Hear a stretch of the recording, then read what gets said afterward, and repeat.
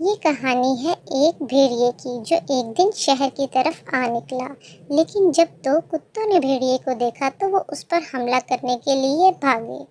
بھیڑیا اپنی جان بچانے کے لیے بھاگا اور اس کو رستے میں کچھ رنگ والے ڈبے نظر آئے۔ اس نے ان میں سے ایک ڈبے میں چھلانگ لگا کر اپنی جان بچائی۔ جب اس کو پتہ چلا کہ کتے جا چکے ہیں، وہ باہر نکلا اور جنگل کی طرف بڑھ گیا۔ لیکن جب جنگل میں پہنچا تو باقی جانور نیلے رنگ کا بھیڑیا دیکھ کر بہت حیران ہو گئے اور اس سے ڈر کر بھاگنے لگے۔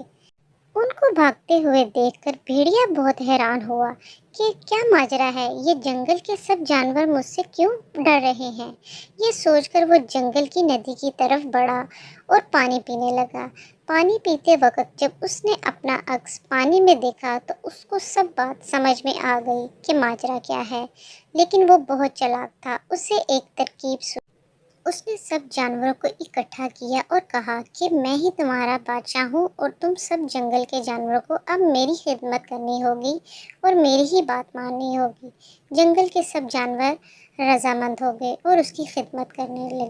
ایک دن بھیڑیا بیٹھا ہوا تھا کہ اسے دور سے کچھ بھیڑیوں کی آواز سنائی دی۔ وہ بولا، یہ آواز تو مجھے بہت اچھی لگتی ہے۔ اس کو دھیان ہی نہ رہا اور اس نے بھی اسی آواز میں بولا۔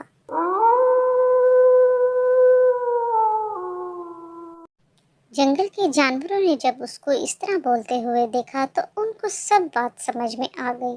ان کو بہت غصہ چڑھا اور انہوں نے اس مکار بھیڑیے کو اٹھا کر جنگل سے دور ندی میں پھینک دیا، جہاں پر اس کی ساری اصلیت سامنے آ گئی۔ تو پیارے بچوں، دیکھا کہ جھوٹ بولنے سے ہمیشہ ذلت ملتی ہے، اس لیے ہمیشہ سچ بولا کریں۔